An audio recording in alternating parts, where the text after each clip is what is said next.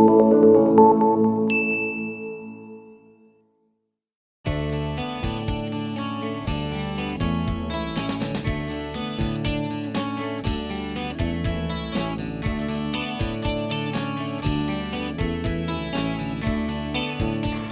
I'm Joshua. I'm the homeroom teacher of grade 11. Of late, I've been noticing that my students have had a reduced sense of respect towards space and towards people, and also towards the opportunities which are being given in school. Each and every day is an opportunity, whether it be in session or out of session, to add value in the space they are in, or to the people who they come in contact with or they associate with, whether it be peers, teachers, or anyone who comes on campus. Since we found that this was dipping, what I decided was to come up with a spiritual and reflective Conglom to address this. As a learner, what are your most common comments for anything? Would it be, we already know this, or can we do it another time, or it's boring? This is too much work. They will judge me. Why me? At various points of times, whenever the teachers used to go into class, whether it be to introduce an experience, whether it be for content related stuff, there were various responses which the students used to give, which seemed to range from arrogance to boredom, like things that they had already done or it wasn't new enough. So it seemed to come from that space, and in order to address that, we thought of coming up with a Conglom which really pushed them to test these responses and test their emotions and their attitudes towards learning. So the first thing that the students had to do was a very simple exercise. Basically fill their bags with as many books as they can, or rather the instruction given was that they should get all the books that they learn from the entire year, get that to school and fill it in their bags. As you know, that would have a significant amount of weight, and all they had to do was go up to the top floor and back down as many times as they can in a span of 10 minutes.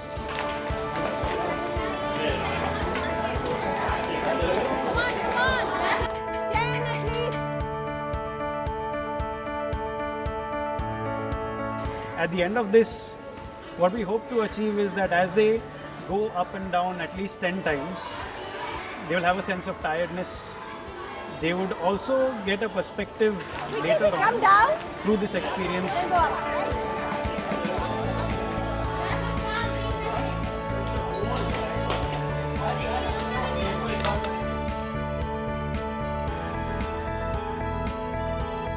What was your mindset when I said bring your bags down and come? Quickly, Vandan. 7 or 8. So this is too much work, right? Okay. Would that be true for all of you? All right. So this is a general mindset that we display. What? Where does it come from? I have too much, I know too much, I'm majorly privileged. Where does it come from? Entitlement? Arrogance? Where is it coming from?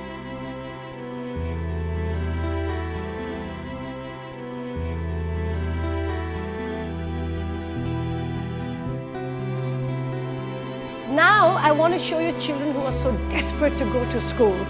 They are going to do whatever it takes. This is the reality of how children go to school.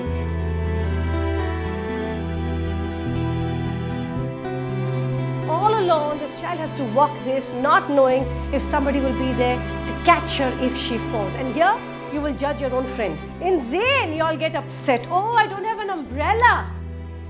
Here, there are children whose bags and bags will get all wet. Books will get wet when they reach the school. Are they going to say, can we do it some other time? They've reached school. They have an opportunity. They're making the most of it.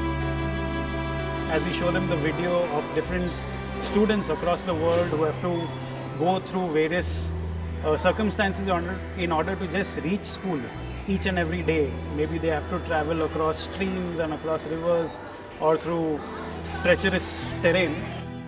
These kids are doing whatever it takes to reach school, to get an education. They're not taking it for granted.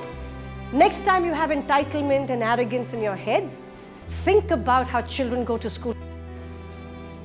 think about the way they're desperate to say, please, I need education, because this will break the poverty cycle.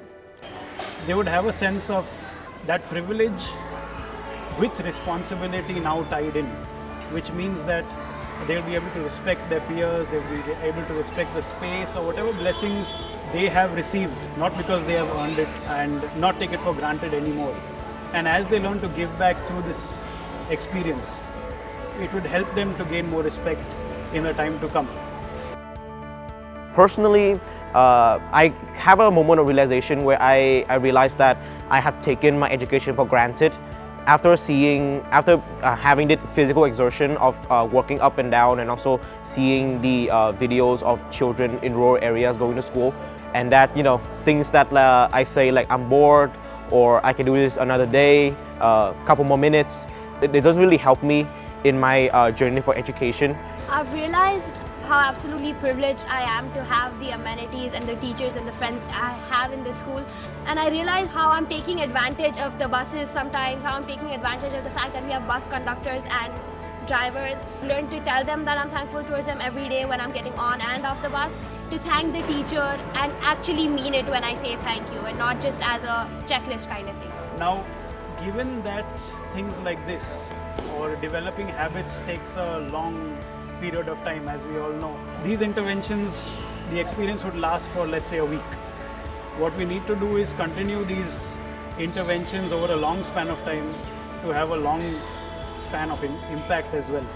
So what this Conglom helped us achieve was the students were able to now connect what they were learning with why they were learning. So given that inspiration lasts for or has a shelf life of just a week, it becomes our responsibility as teachers to keep planting these seeds, planting these experiences, so they would take root in the students' minds and have a long-term impact. So multiple interventions will allow for a long-term impact which will bear fruit in the years to come.